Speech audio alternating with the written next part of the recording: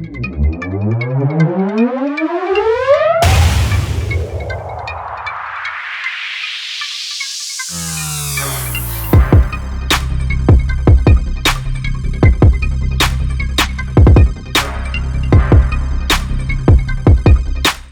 my name is Tiago Duarte and welcome to another video tutorial here at Daily Bits.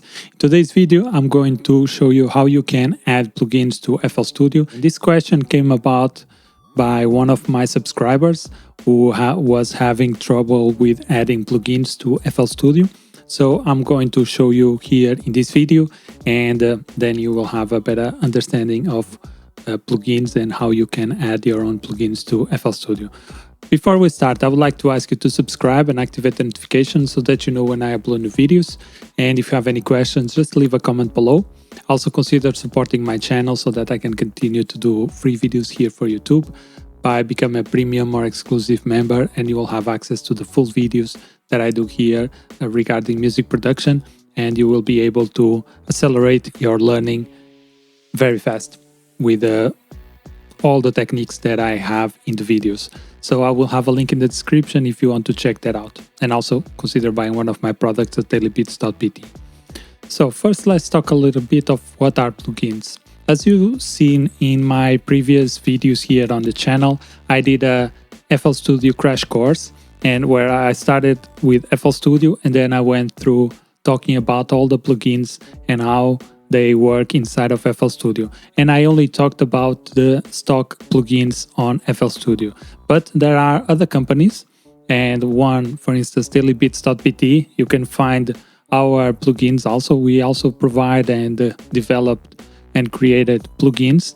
And outside of that do not belong to ImageLine or FL Studio.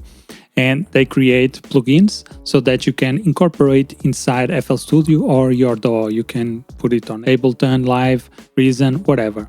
So these plugins are called plugins because you can take that piece of software and plug it inside of your main software. That's why they call plugins. And they come in several different types. So for instance, for Windows, we have VST, and there is VST2 and VST3. There is also AU, which is audio unit, which is only for Mac, and then is RTAS, which is for, I think, both Windows and both Mac, and it's for Pro Tools. I strongly recommend you to start using VST3s because it's the best way of having plugins. And if I show you here, you can see that I have instruments. They can also be instruments, virtual instruments, and effects. And I will show you the difference. So I have here a folder called third-party plugins. And as you can see, all these plugins do not come with FL Studio. I bought them and I installed it in my computer. And I also have the Air full version of the plugins. I also have some plugins from Sony Vox. And I think that's it. I have electric piano from Waves. And as you can see, I have a couple of instruments that are from other companies that I added here. And now I can use them in FL Studio. We can also have effects, and you come here, and as you can see, I have pretty much the same structure. I have third-party effects, and I have here a lot of effects. And I have the effects from Air, as you can see. I also have effects from Daily Bits, and we have the Fidelity Q and splitEnhancer. And as you can see, these are VST2, and they are VST2, and I will show you the difference why.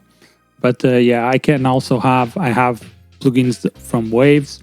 As you can see, Isotope. I have a bunch of plugins here that do not belong to FL Studio. So these are plugins that I downloaded, that I bought from other companies, and now I plug them in FL Studio. And to do that, you first have to download the effect. You have to install it on your system, and then there are a couple of folders that are generic for VSTs if you are on Windows, and there is also a generic folder for AU in Mac. We have generic folders for VST2 and a different folder for VST3, but you can also install all your plugins in a separate folder and then link that folder inside of FL Studio. To do that is very simple. You just come here to Options and you come to File Settings. So you come here to Files and Folders in the File tab, and you can see here the plugins. And if you click here in Manage Plugins, this new window shows up, and there's also, I will put the window aside, and here let's see this warning. It says Plugin Manager opened. The Plugin Manager has now been opened. Click the Start Scan button to perform a deep scan. This will be this one here. Where is it? Should be Start Scan, but now it's Find More Plugins. Okay, this process will take a while, but you may continue using FL Studio. So this is a separate process that happens. So you have your own FL Studio process, the application is running, and then you have the plugin manager, which is updating the database.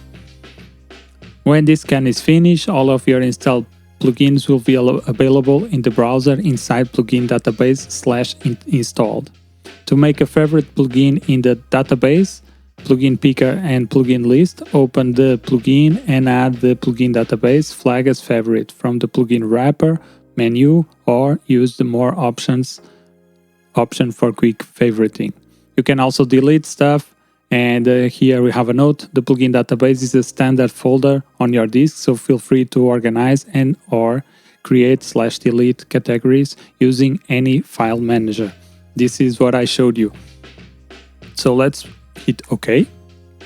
We can now close this, and as you can see, I'm still working on FL Studio while this window is open. And as I read on the warning, you can see that I organize all my plugins here in different folders. Of course, it's here in third party, and this is showing because of the tree that I have selected here. If I put categories, this will show a little bit different, but I still have like third party and all my plugins. I have the air and all my plugins and so on. And let's see where is Sony Vox here and all my plugins. As you can see, you can choose whatever. You can also have a list which will not have the separation, but I will have all the plugins here the same way. So let's go with tree. That's how I like to use my plugin picker. And there is also here the more options where you can have more options for plugins. Oops, that was not intended to open this one. Let's delete. Okay, so now let's go to the plugin manager. And here, as you can see, we have some folders, and these are the plugin search folders. Let me give a little bit more space here. We will talk about this browser a little bit later. And we have this option, find more plugins. And if I wanted to do a rescan of my folders, I will just go here, find more plugins, and it will rescan all these folders, all the folders that I have set up here, and it would add the plugins that I don't have. It will add them to this list here. As you can see, installed OTT. This was the last plugin that I installed. That's why it's showing up here with this orange color. And I have it here as favorite. So this is what they were talking about, the favorite picker. Okay, so this is the FL Studio folder. So I recommend you not to mess with this one here. And here we can add or remove plugin search paths. And I told you there are 2 or 3 paths that are defined for VSTs. And as you can see here, we have a VST plugins. And when you install FL Studio, this plugin will be automatically installed, or this folder will be automatically created. And as you can see here, VST plugins, this is usually for VST2s. And Steinberg VST plugins, you can also install here, and you will see some plugins installing in this directory. And there is here 2 folders for the VST3s. And as you can see, VST3, VST3. And then here we have some scan options. We can rescan previous verified plugins. We can rescan plugins with errors and so on. There's also an option here. We have the options and the plugin. And there is nothing here because we don't have any plugin here selected. But if I selected, for instance, the OTT, it gives me some information. It says the name is OTT, status OK, is an effect. You can also put it as a synth. I don't recommend to do that, I recommend to leave these options for FL Studio to manage. Don't move these options by yourself. Just if you get an error, then you can come here and select an effect or a synth. Otherwise, just leave it as it is. And you can see I can remove the favorites and I can put it here. And I can also set the category of this plugin. And yeah, that's basically it. Let's go here. And this is, you can also add folders. So if I wanted to add a folder from my system, I would go here, like here, and I would add the folder here, and then I would find more plugins, and then my system would start searching for the new plugins on that folder also. Okay, here we have a list. Then we have a list of all the plugins that we have installed on our system, and you can search here. Actually, let me go for Daily Beats, and we have here several plugins. And as you can see, I have the VST2 or VST format and the VST3 format. The Fidelity Q the same, and for splitEnhancer. Actually, I'm going to select the... Why is this selecting everything? I just want the VST3, and I will show you why I want the VST3. Actually, I don't need to select this right now. Let's keep it like that, and I will show you the difference between VST3 and the normal VST plugin. So let's go here, let's remove this, let's delete this one here. And that's basically how you add plugins to your database of FL Studio plugins that you can use inside of FL Studio. After that process is finished, you can right away come here and start using your new plugins. You can come here to more plugins also, and this one here will show you the list of all the synths that you have in your system. You can also do here manage plugins, and it will again show the same folder or the same tab that we just opened to verify or find more plugins. Okay, so now I will show you the difference between a VST2 and a VST3 plugin. So let's go with Daily Beats. And we have here Fidelity Q, VST, and VST3. So let's load VST, and this is VST only, which is the version 2. And let's load VST3, Fidelity Q, and load the VST3. So it's the same layout, it's the same thing, but one is based on the new technology of VST3 and the other is based on the older technology VST2. So I added here some functions to the knobs. So when you right click, you see that we can reset, copy values, paste, and set values. So if I want to put this, let's say 1000 Hertz, you see that it changed here. If I do reset, it comes to 20. If I want to put like, let's say 150, I want to copy it and I want to paste it here, and I can do that. And as you can see, it's a simple menu. But if we compare, for instance, with a plugin from FL Studio, let's go here to Fruity EQ. If we check this plugin here, and if we right click on one of these options, or one of the knobs, you see that we have much more options, and these are native from FL Studio. As you can see, reset, we can create an automation clip right inside of the menu here, and we can link to controller, copy values, the same thing pretty much that I implemented here for Fidelity Q. But now, if we want to go to Fidelity Q VST3, what happens is that if I right click, I get the same menu as I did for Fidelity Q2, which is really handy if you have like plugins from different companies and you want to have the same functionality, especially when you want to create automation clips. This is really cool. You can just come here, create an automation clip.